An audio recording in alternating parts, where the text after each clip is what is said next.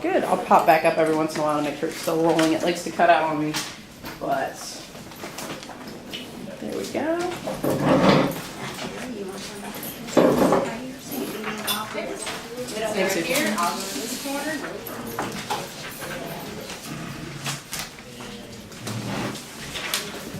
Okay. Well, thank you so much for having us for this visit. I know Uch has been communicating primarily about the visit, but this is just an opportunity for you, in your own words, to talk about anything that you'd like to highlight. Kind of give us the elevator pitch again from a standpoint of what it is you're seeking to do and some of the activities, how they're supported. Anything that you'd like to emphasize or things that you didn't feel like you got a chance to talk about in the application. Thank you for sending us your questions ahead of time, because that usually will dictate whether or not we get enough time to just have a conversation or not, but we certainly got those, so I will turn it over to you so that you can share with us. Okay, I guess everybody knows I'm Miss Eagle with Heavenly Inspirations. I started the organization 22 years ago, this past 8th of February. My main concern is our residents, our senior living facilities. I know that a lot of them don't have family and friends. A lot of them need someone to just show them they care about them and show them a little kindness and, hopefully a one-on-one relationship and, connection there. And I guess primarily that's my main concern, is to go out in the community and talk to different schools, guidance counselors, just different people in the community about what's going on, my concern. And I just feel like that we had received an award this past March. I think I mentioned it to you guys. Being a faith-based organization concerning addressing our senior living facilities, and my concerns about that. And it was an awesome experience to receive that, but to me, that was just an award.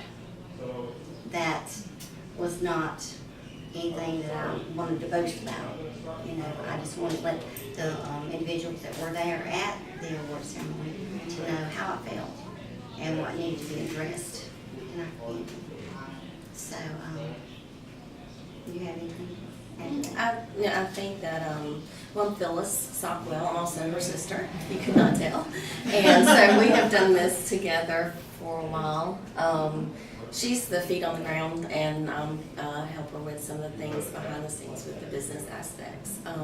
And it has evolved over the 20 years that she's been doing this, and a lot of this came from funding that was our mother's legacy, and something she felt strongly about was the nursing home facilities, engaging them. I think what evolved from this was when CNC started getting volunteers involved from high schools and the communities and teenagers and adolescents, because we could not possibly go visit every nursing home every day of the week. And so she started looking into, are there other ways to do that? And there's a wealth of resources in the school systems, and work with counselors and a lot of Spartan County schools. An intern from Winston-Salem State, one or two of them. And so just pulling people in to help us do what she was doing, and then we saw, wow, this is really bigger than anything we had ever imagined, and applied for the 501(c)(3), so that's all new to us in the last 2 years. Because, like I said, primarily we funded it all on our own until this point. My passion is more on the teenager and the adolescent side, because I have teenagers, and I understand the struggles they have with a family who is in a good situation, and then oftentimes not every family is, and the place matters. Communities are in that situation, and so that's where my heart is. So kind of bringing those two together, I think, is our goal. From what my background is, I have a master's in public health, and some of what this program, from what I have what I understand it to be from just reading it and not being able to attend the meetings, is a lot about behavior change and perception change and change in the community, which is huge. And 3 years, you know, and that's a short time to do something like that. But it's not saying that you can't start that work and it can't continue. And so, you know, I've looked at the communities that were involved as far as statistically. I know you have more of the background of the real people that are involved in the communities from the neighborhood. I think what I'd like to see is us to make, like we have in other communities, make contact with the stakeholders, find out what's needed in the communities. I don't think, as far as building capacity, I don't think we can hit all 13 communities in one hit. I mean, for one organization, as far as what our goals would be. So I looked at it from breaking up the communities and doing it over a 3-year period, and starting with one set, maybe 3 or 4 of those communities, and adding communities throughout the next couple of years, and learning and growing from that first set. And hopefully we could identify a target population in the first group of volunteers that they are engaged in. So that piece is not so difficult to get in there and to start moving. And then once we get in and we start doing that, making those contacts with the schools and with the stakeholders, plugging them in with nursing homes such as this, then we can start seeing some change. And so, yeah, I think that involves, again, finding out who those stakeholders are, working with those groups, and then how to gain their trust and for them to volunteer those hours, and make it convenient as far as, I know you've looked some into transportation already, but how, you know, the logistics of it, how would you actually get them to a facility? We already have all the forms, we already know, you know, there's a form they fill out when they begin to ask specific questions, you know, so that we know what some of their barriers are to some of those things happening, what we'll need to help them with if their parents are involved or not. It's nice when they are, but they are not always involved. So I think that's the beginnings of it, and with that comes, I know, some of that building soft skills, and you know, just how they go in and start talking to an elderly citizen, you know, one of our senior residents. How do you engage that senior resident once they learn some of those soft skills with, you know, how do you talk to them, how do you behave around them, professionalism, respect, all of those things, body language. Then how do you go from that to, once they establish that one-on-one relationship or start to establish those relationships, the piece of it that I'm excited about is the behavior change piece, because these teens and adolescents need reinforcement. They need positive reinforcement. They need relationships. They need to know that they, what their self-worth is, and be able to grow from that. And the way to do that is to put them in experiences where they feel it, they see it, they do it. It becomes who they are. And then their parents hopefully are involved and see and do that as well. So that's kind of our goal. You know, we've tried to put together the budget and all the pieces of measuring that and doing quarterly like questionnaires coming in, like how they feel about, you know, their community, themselves, you know, developing that type of tool, measuring that throughout to see if they personally have a change in how they're feeling about what they're doing. We also monitor how many hours that they volunteer. So the facilities help us with that, signing off on things, and so that they know how many hours, and then they can use that on college applications and job, you know, applications and things that will help them only improve and build on those skills that'll take them that step further. And I also want to add too that with Heavenly Inspirations on our website, we have almost, I think it's 18 or 20 facilities now that I try to monitor and keep up with, which is very hard, just me. I've had quite a few other ones that wants to be on our website, and that way whenever the students go on the website and they look for the facilities, it might be that one they're closer to, or one they might have even a relative there, or one that they might think, well, okay, you know, mom works so-and-so and it's close to drop off there, you know, so they have a choice, just not a this is our main facility right here. Lisa knows that because they've been so good to us and everything, but not that the rest of them have not been good to us. It's just that, you know, over the quite a few years, this is the one that, you know, we bring the volunteers in to start off with. Basically because I feel like it's a fun and exciting facility, something that interests the young people, you know. And then as they grow and mature with their knowledge, then if they want to, we can, you know, assign them to another facility or let them experience another atmosphere or something like that. So what's the role, would you say, Lisa, right? Mhm, yep.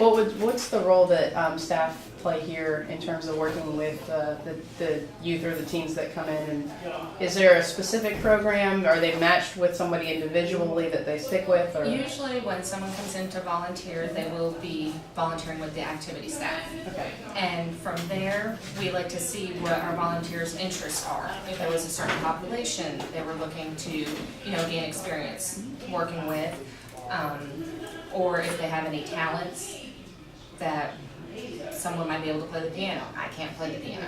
You know, just looking for different resources to bring in here to offer a wider variety for our residents here. Also, so they basically work with us, but if someone were to be interested in, say, physical therapy, we are a very close-knit group here, and I could always ask the rehab director, you know, Ms. Nigeria is interested in possibly becoming a physical therapist. Is there any way she might be able to shadow you while you work with Mr. Smith?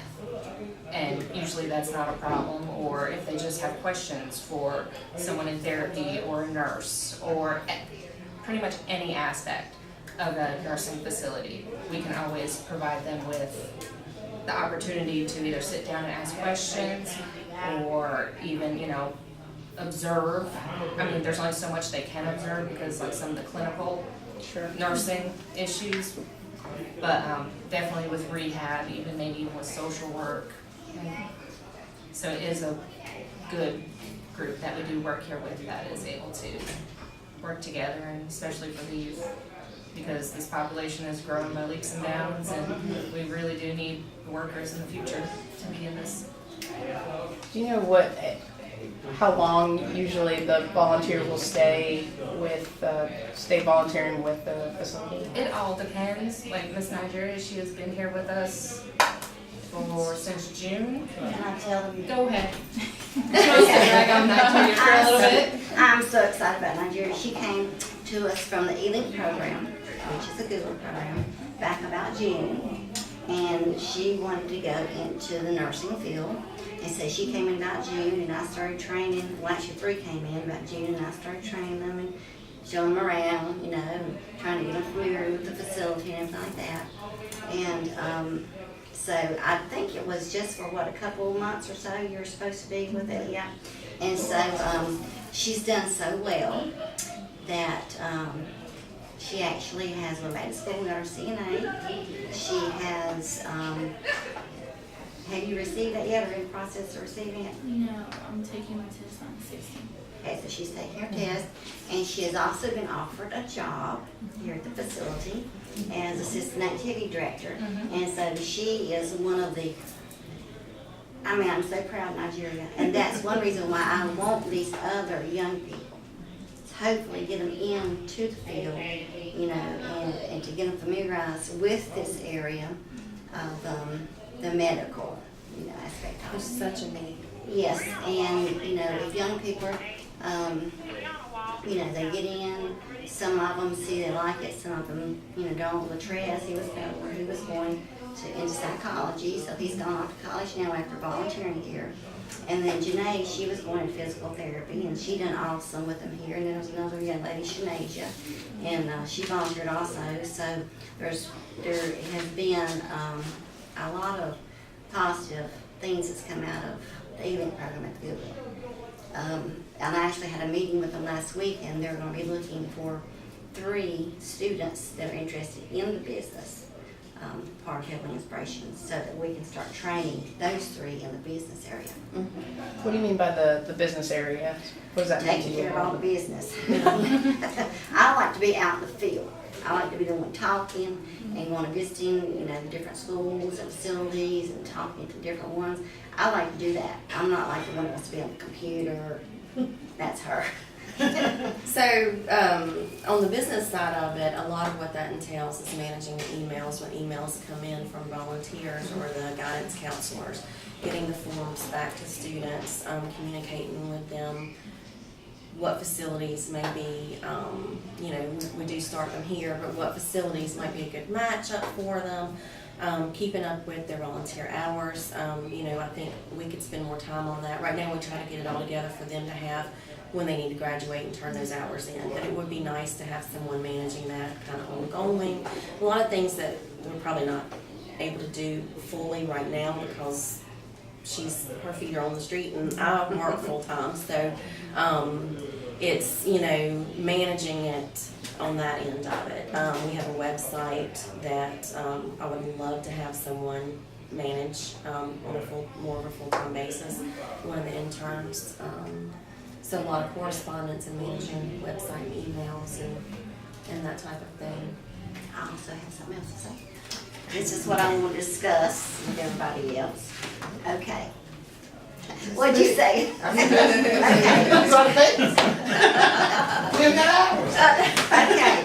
This is what she gets excited.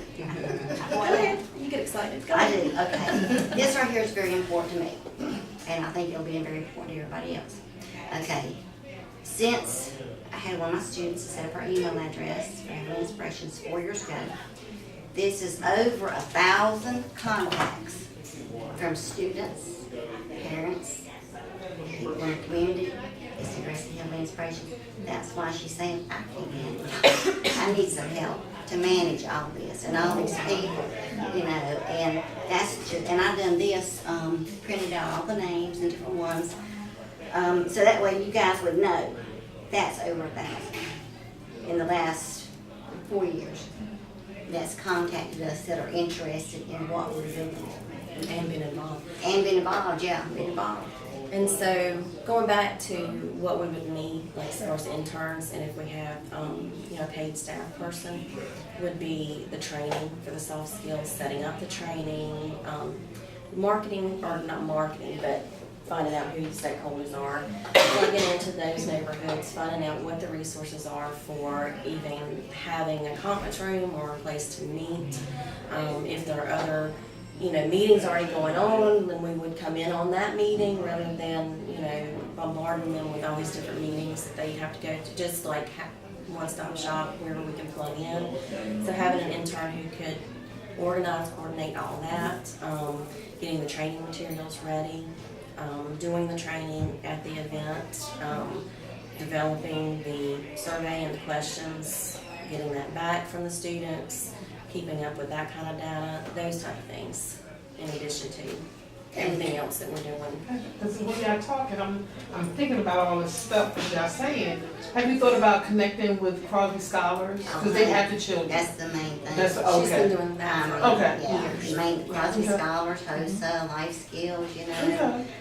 any kind of organization in the schools that needs community service volunteer hours, like we talked about the interns, Winston State, and it's,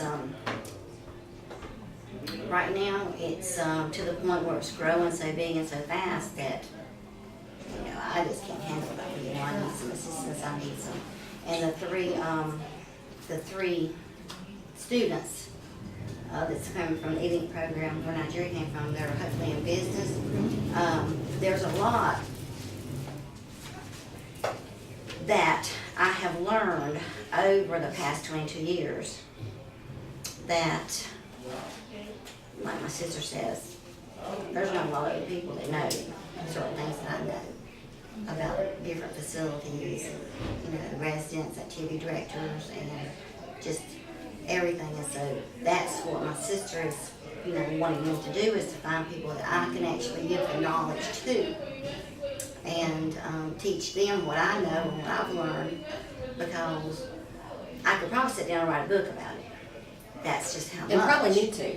we need to develop training material. Yeah. We could go out and train, probably have, I mean, and I'm just saying, she's been doing it, we could go out and help other organizations, but that would be impossible to sustain this organization and do that with another one without additional help. But this, would plug us into other resources and be able to help other organizations do things. That was gonna be my question actually around, so it seems like you've expanded in terms of capacity with those who are interested in participating, volunteers, youth, and facilities who'd like to be involved. Have you considered at all a kind of a train the trainer model? Because you've got, I have thought about that. Yeah, because you've got students who are graduating out of it, and that's the same type of training and the knowledge that you're imparting on them as they come into it. Have you considered that at all? Because as you mentioned, around the Place Matters is around asset-based community development, and you're growing these assets, and it seems like building capacity, it might be something to consider around having those who've gone through it and are now willing to take on more of the organizational responsibility to help build the capacity. Have you considered that at all? Yeah, we've talked about that quite a few times, haven't we? I think that's kind of what we're thinking with, internships and, creating incentives, because, it requires a lot of time and commitment. And, but that definitely, I've been involved with that with Men's Health Program, with UNCG, when I was coming through my master's there, training, directors and trainers nationally, and I think that would be phenomenal if we could do that for this program. And also with training others, there has to be a certain quality in a person that I look for. I just don't try to train anybody. Just like with Nigeria, she is a one. She is. At least you can vouch for that. She's A1.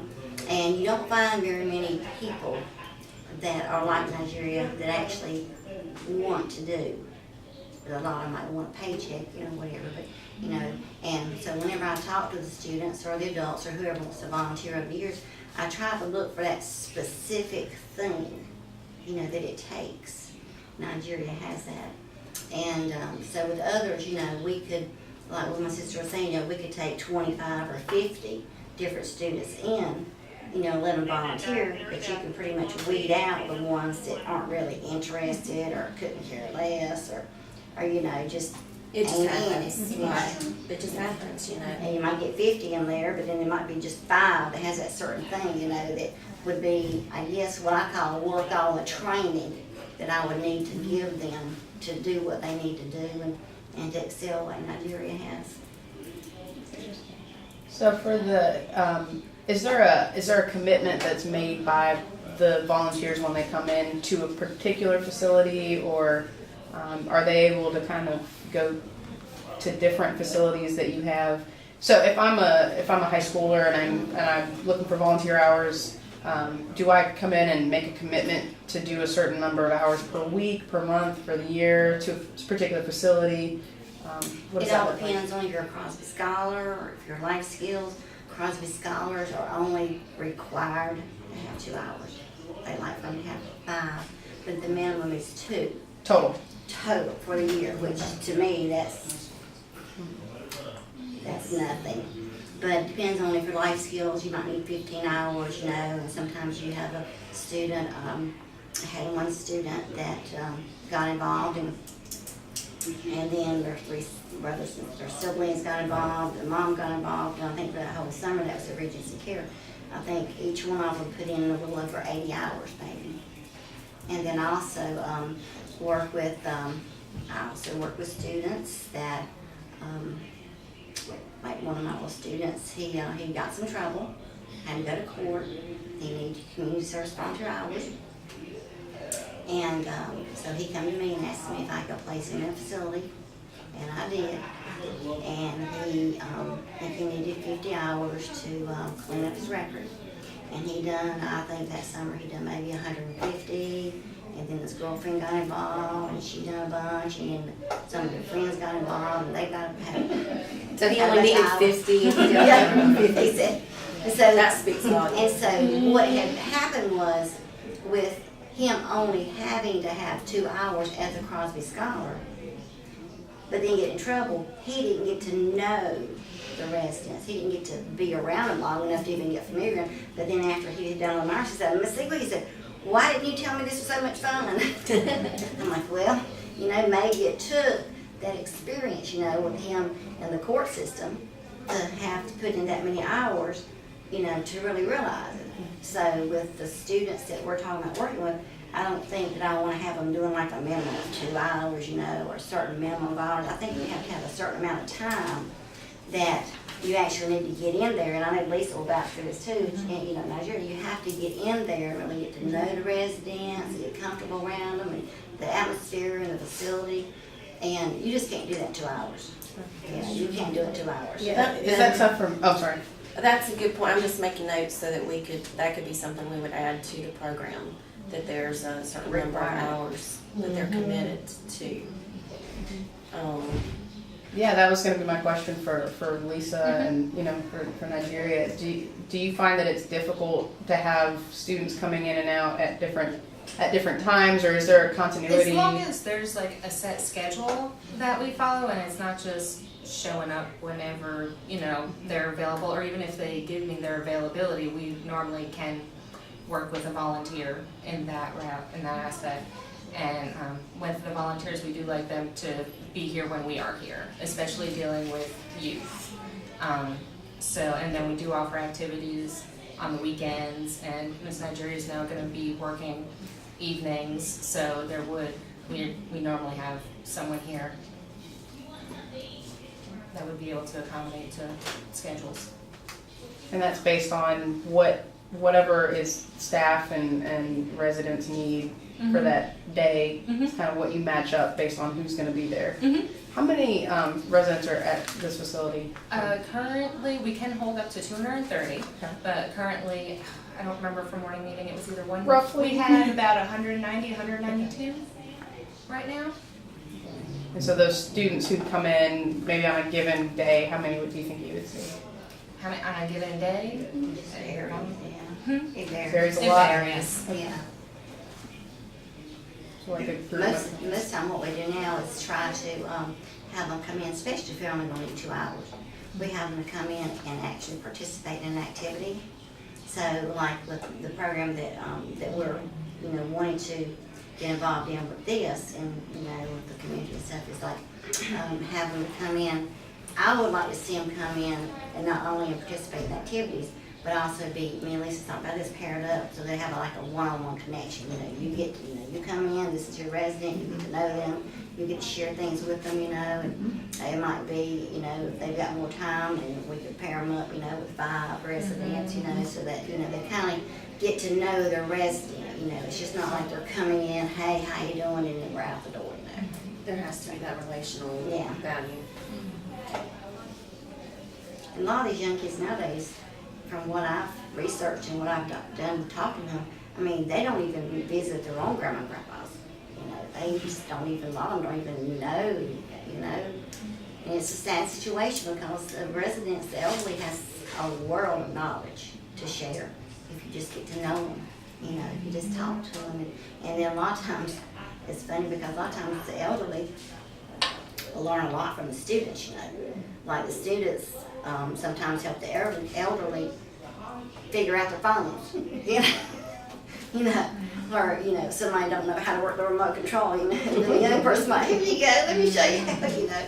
So it's a lot of things that the elderly residents can learn from the students, and then the students can learn from the, and I've also had one gentleman that has talked to me, and I think I talked to you maybe about this, Lisa, too, is that he would like to see, it's called Catch My Story. And he would like to see students that want to write stories about the elderly, an elderly, like one-on-one elderly person. And my thoughts with him was that, okay, if we have a book with 15 or 20 stories in it, and this is what I kept telling him to make it more appealing to the students, is that if the students write the story and the name of the person and then the student's name, it's in, you know, the front, have a contents note. It's good. And then also, whenever we get to the story, have the story tell the story or name the person, whatever, and then have the student's name underneath that, then it's more appealing to the students, and it gets them more involved with the elderly, it gets them more in tune with their writing abilities and, their just, it gets them involved in their, I guess what I'm trying to say is like their writing skills. It gets them involved in reading. So the volunteers recording the story of, Writing down, and we had Nigeria doing some of that, and Latrez and Shanasia doing some of that, they actually talked to the gentleman, Like their biography. sort of like, and, and then, different stories, like I had one man at work, he was a CIA agent, Then I had one lady, they lived on a sheep farm. It's, it's just like you learn and you hear to Nigeria about all these different residents that's done and been and seen all these different things. And there was this one lady at one facility, she had dementia, and she couldn't do anything. But she was an opera singer, and she sang opera all the time. She could remember that. And so it's just amazing to me, the different stories, and like what the students were talking about, that getting them involved with making a name for himself. This is my story, this is what I wrote, it's going into this book, and then them going out to different communities and saying, well, wouldn't y'all like to write a story? Wouldn't y'all like to interview a resident?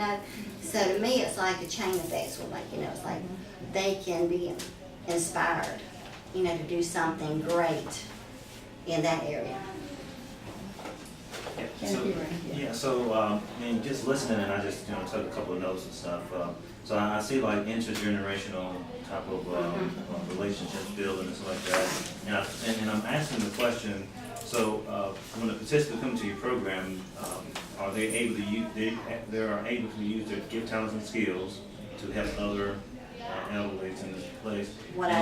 From that aspect, you talk about shadowing and stuff like that sometimes they're able to look at career goals or look at fields of study. How,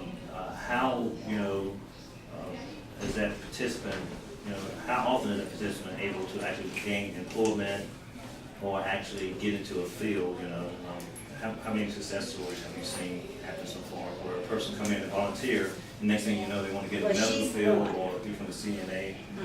And she's the one. Now what's happening now is that with these students here, most of them that's been volunteering will be like in the 6th, 7th, 8th grade, somewhere around that area. So right now they're graduating and they're going off to college. So, it's not really that we've seen, I guess, as far as employment so far. But with volunteering, I've already researched this, with volunteering, it looks good on any application if you're going to work in the medical field or if you're going to work at Arby's, the volunteering. And going back to what my sister says, when they do the volunteer, and that's what you mentioned briefly too, when they do the volunteer form, we specifically ask them what their interests are. So if their interest is in drawing, we don't put them over here with somebody that's interested in computers. Yeah. You know what I'm saying? If they're interested in, just for instance, if they're interested, the student volunteers interested in designing clothes, we might put them over here to someone that might have been a seamstress. So I try to take the interest of the student and match them up as best I can with the resident, so that way they have something in common. They have something, just like with the CIA gentleman I was talking about, we had a student that loved to learn and read all about war stories and stuff, Okay, so I hooked him up with a CIA agent, So that's what I try to match him up, so I think that would be something that would be interesting to track with the program. Is like where would and how we would track increase in graduation rates, and also post-secondary, secondary experience after high school. That's not something we've really, tracked as far as numbers, but we know we're seeing it, with some of the people that we've met. So that would be a good thing to, I think. And also with, also with the program that we try to do too with this, is that I've had a lot of the students that's wanted to volunteer that has come back to me and said, well, Miss Eagle, my sisters, they want to volunteer too. Or my friends, they want to volunteer too, you know, can they do that? So it's like, when they want to volunteer, they're giving their friends or their siblings a positive influence on an experience that, you know, they've had that somebody else is interested in listening to, you know. So evidently they're sharing their stories and what they did with other ones for the other ones to either be interested in, yeah, I like that, sounds good, you know, I like that, you know. So, you know, it's a lot of that I get from the volunteers is, you know, somebody they know wants to volunteer, you know. Their moms want to volunteer, you know, I have some dads that want to volunteer with their students, so it's awesome. To me, it's awesome. You've been around, as you said, for over 22 years, so what are some of the improvements that you've seen, or what has caused you to be able to sustain for so long, and what are some areas that you want to see improve? Well, what has sustained me for so long? Well, if you ask me what has sustained me for so long, the first thought that comes to my mind is the calling that I think that God has placed on my heart for this ministry.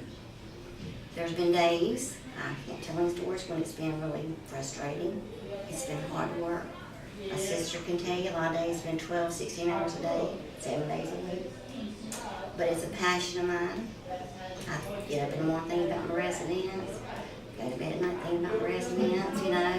What can I do, you know, how can I make a difference, you know.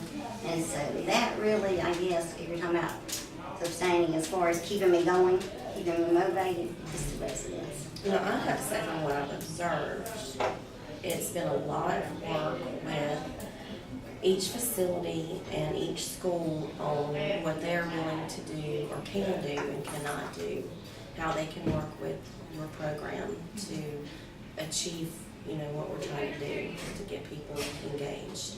Because you have, you know, nursing homes have concerns about liability with bringing in teenagers. You know, different facilities may not even, you know, they have so many vendors and so many different people trying to get in and do things in their facilities. It's just a lot of it has been how she's figured out how to get in the door, which has been very creative. You know, with even just asking, if I have a resident who wanted to, if I have someone who would want to be a resident here, can you tell me about your facility? Approaching it that way. And then she starts talking about the organization. And then they want us to come out and start volunteering. And this is not necessarily here, but you can understand what I'm saying. It's just she's been very creative in making those connections and those relationships. And that, I think, the relationships have sustained her. She's had, you know, activities and recreational therapists and directors call her because they're going to be on leave and they need someone to fill in. They don't have any on staff. Can you have someone that can just come out and help us with our activities over the next couple of months? Because they know that she will and she can.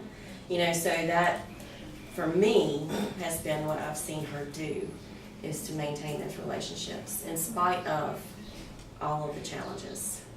Do you receive funding from any source? Not really.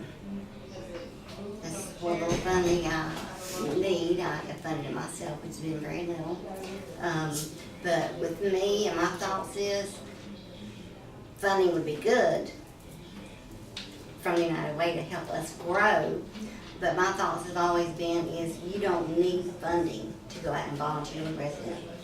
You know, that's just, you know, you don't, what do you need? You just need your time to go visit with them. That's where we disagree, because she cannot continue to be this.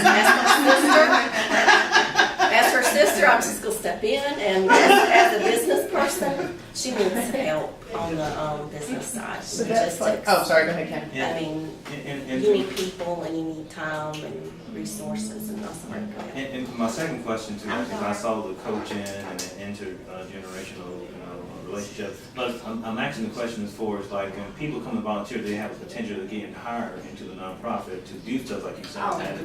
Not for our organization? Yes. No, because we don't have paid positions. Okay. This has been all just, Because I heard you say something about a position as far as, keeping up with paperwork and managing something like that. Will be a paid position, or is that like? We have 2 or 3 paid positions, yeah, but not a ton. well, we're looking at in the budget,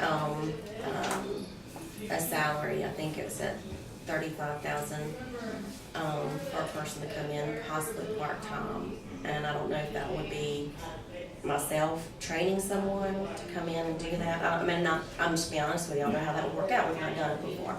And then 2 interns, which we have done that before, but we've never been able to have a stipend for them. And I think that, to have that level of commitment, that certainly would be an incentive for that right person that she's describing. So that's the big part of the budget that is written in for the 3-year plan. So 35 for the halftime, we'll say it's the coordinator, or the primary staff paid person to do the coordination with the different sites to maintain that 1,000 contact list, help to facilitate the volunteers, and then 2 interns stipends, and then, could you clarify your request? Because I think originally was it 100,000? About for Okay. the area. Okay.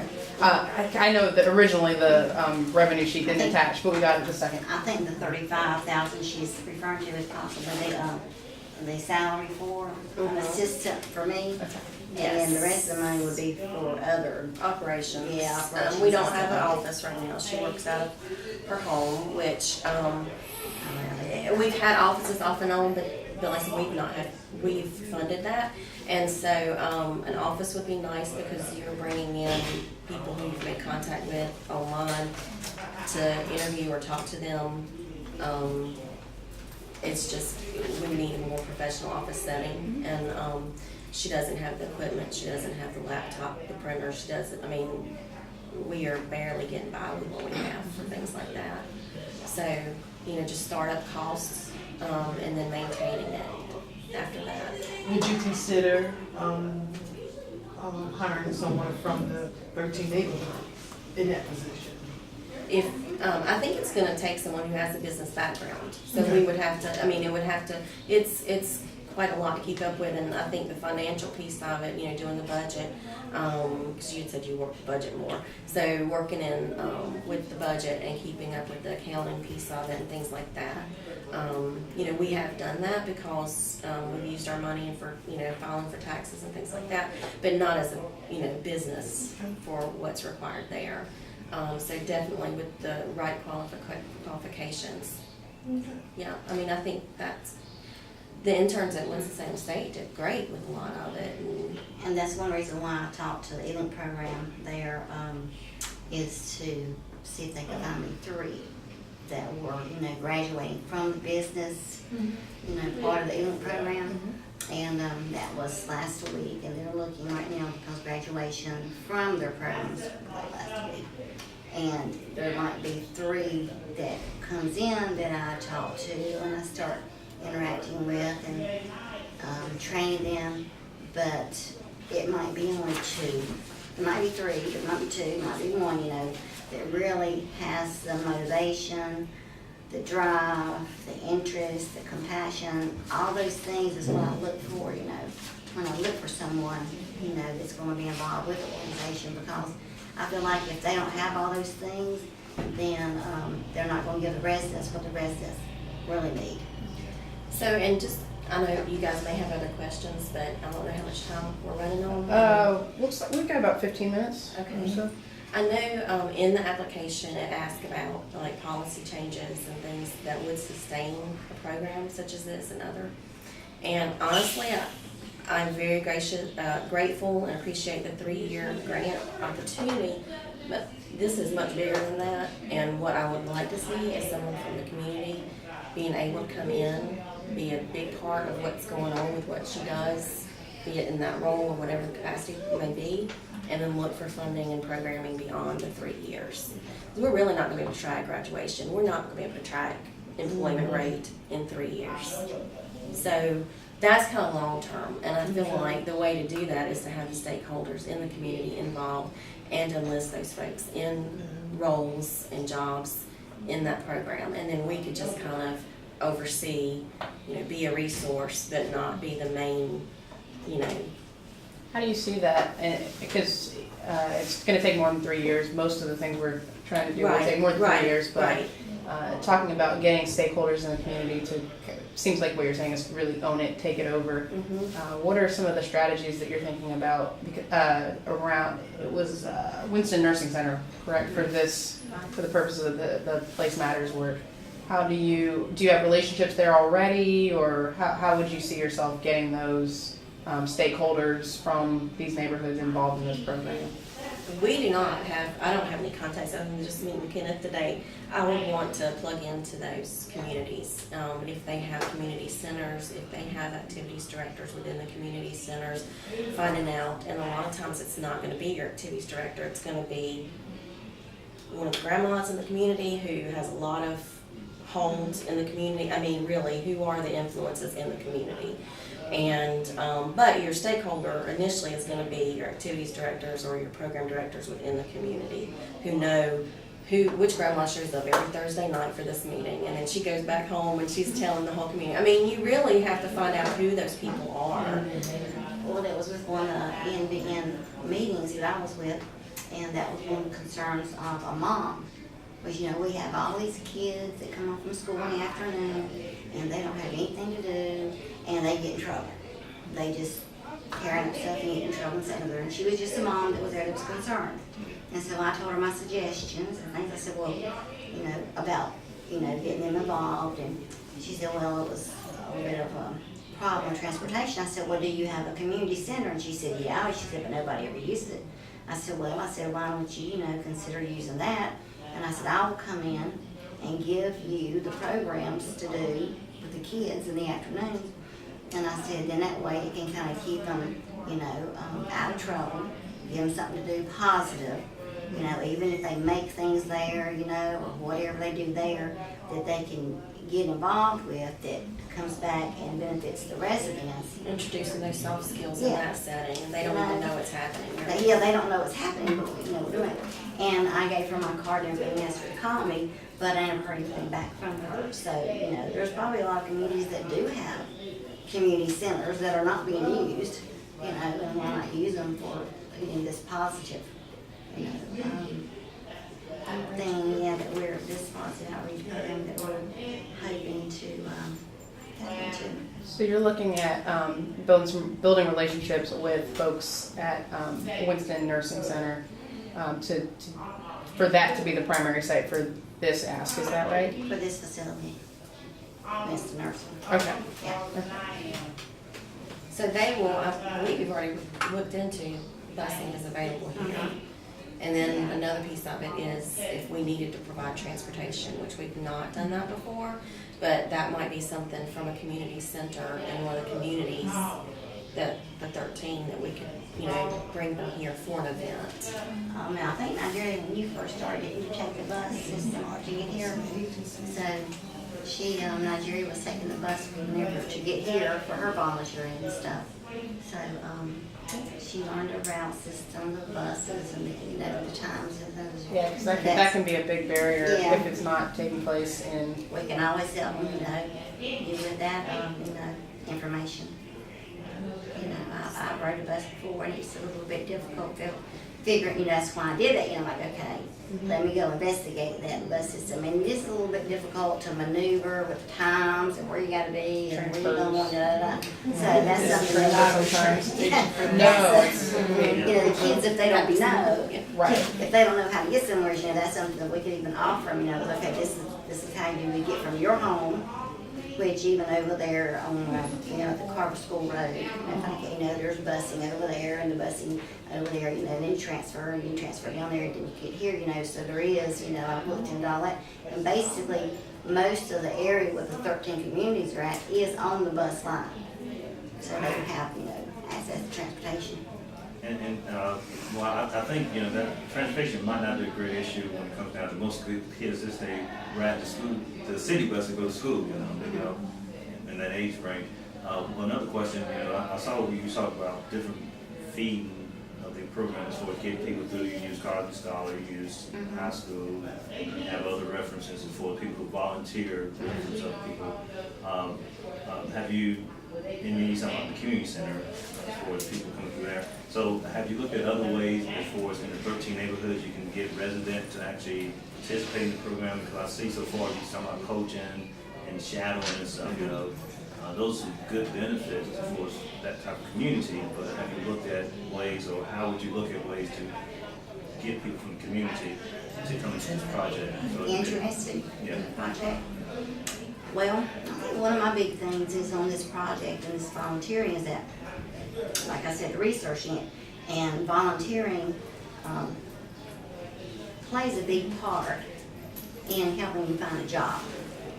It's like I said, you know, and I've already talked to executive directors and different things at different facilities, and like I said, if we have 2 applications here and one of them's volunteered, it doesn't matter wherever, but just that one's volunteered in the facility and one hasn't, we'll hire the one that's volunteered before the one that hasn't. Just for the fact that they've spent their time freely volunteering. And also, with volunteering, you do a lot of different things in volunteering that you can word differently on a resume that looks very appealing to an employer. So volunteering has a lot of benefits to it, but I think when it comes down to it, with the volunteering and getting them involved in volunteering, it can have so many beneficial things to offer them. It's just like you just can't really sit down and put it in one package. You know, it's like I said, I've learned so many things over the years that's beneficial. They can be beneficial to young people, and I love working with young people because I love to give them the opportunity to better themselves. You know, and I know that you and I, you know, zip code, you know, determines the outcome a lot of times of, you know, where you wind up in life. And I think that it doesn't matter, you know, which way we look at it, is that volunteering has a lot of positive benefits. Like I said earlier, you know, if you're volunteering, I mean, it looks even good if you want to go get a job at Arby's, you know. And I'm not saying that to be funny, but, you know, it's a job. You know, I mean, you know, at the mall, at Belts or whatever, you know, it looks good that you've spent your time, especially if you're a young person, and you spent your time volunteering, you know, it's. Was your question, how would we get them interested? Yeah, and well, some of the things she said, I mean, I guess would be. Yeah, she's infectious. I mean, they just want to volunteer when they meet her at the facilities. They just do. I mean, I think it takes that passion, and so getting into the communities, like I said, just meeting people, if you can get them to the meetings, you know, that's something we'd have to talk to the stakeholders about, how to get the young people there. Do we go to school? Do we go in the schools and actually talk there with them? Contact Wausau. I mean, that's a Existing, like, youth groups too, yeah. yeah. I mean, just how you get them there, and then once you get them there, I mean, she's got them.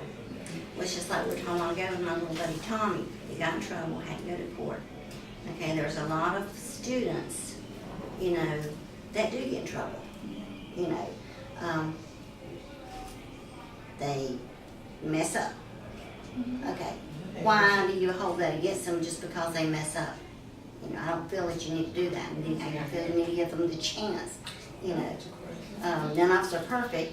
And with working with the young people and students over the past years, is that, you know, some of them have, you know, like little Tommy, he's got in trouble, you know, but, you know, he pulled out of it because he volunteered, you know, and a lot of these students that, that we might be working with might have issues in school, or they might have issues, other issues, but I don't feel like that we need to, just discard them. because they have issues. I want to work with them, and it might be in a facility, or it might be doing something else in the community center, to have a positive influence on them, so that they'll know somebody loves them, cares for them, has their best interests in heart for them, and not just because they messed up, it's like they just throw in the towel. That's what changes people. That's what changes communities. And I just, and I feel like that a lot of times in our communities, if you go fill out a job application or whatever, even kids at school, they get suspended, for 3 or 4 days. Well, okay, they're suspended from school for 3 or 4 days. What are they gonna do when they're out of school? Get in more trouble, So it's like That's I the need, landscapes. If you get kicked out of school, you can come home and and I you'll have be a even, wall. and I have even talked, that's okay, I've even talked to, some of the schools, the guidance counselors and the principals and the police officers or whatever else, about the students that do get in trouble. They're out for 3 or 4 days. They're gonna get in more trouble, Well, let's put them in a program, so that they have an opportunity to learn while they're, suspended from school and just not having that free time on their hands, So we have a couple minutes left, and I know Nigeria's here, and I'd love to hear about your experience, or kind of what got you here.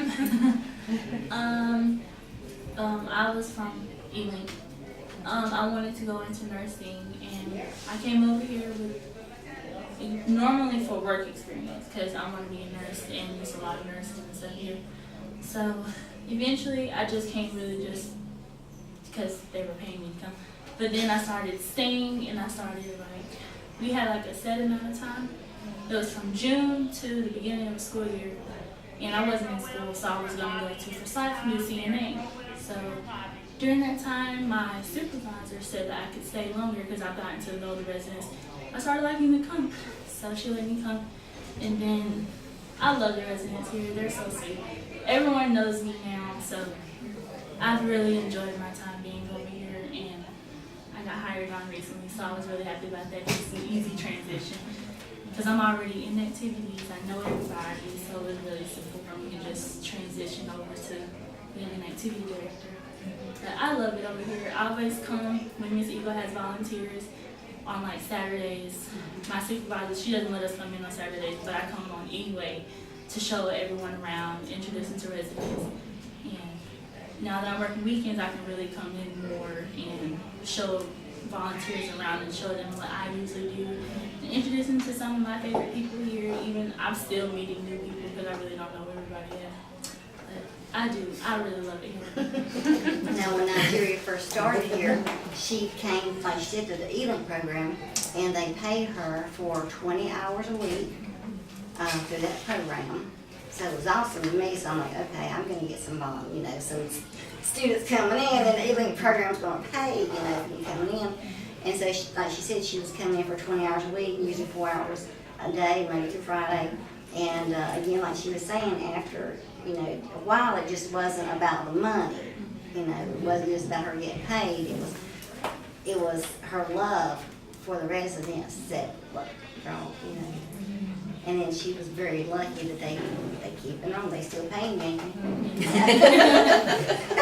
But like she says, a lot of times when I have volunteer students, that used to whenever the 2 or 3 hours, I would volunteer, and I would take to Nigeria, and I said, Nigeria, you gonna be there on Saturday? I said, would you like to show them around, introduce the residents? And she'd say, yeah. So, she was taking on that responsibility and doing that. And just to talk about some of the intergenerational relationships that do develop here, Nigeria, being young, she is very tech savvy, and we do have a lot of residents here that are getting the newer cell phones. I think I think it's called SafeLink. That phone has now upgraded to the touch screen, and the residents, some of them are just floored by what they need to do. But in particular, one of the residents that really adores her, she has helped her with, she wanted to make a Facebook account so that she could communicate with her family up in New Jersey. So she assisted her with that. She's probably countless emails helping her type out and showing her how to actually use Gmail. So right there, that is just one example of how the youth can teach, our residents here and vice versa. They both have a great balance of learning from one another. I'm sure they like you too. I don't think she can walk through the halls without hearing her name. They like to call me. Well, thank you, I appreciate that. Does anybody else have questions that they'd like to answer? Yeah, I was gonna ask, like, what are, some of the, I'm looking at this and seeing the activities, but, what's it like just for an average, like, say, if my daughter was to come in and want to volunteer, what are the types of activities she could choose from to help with the residents? It would depend on what was going on that day, her age, Right. because if it's a younger resident, we don't it all depends. We like to keep the younger students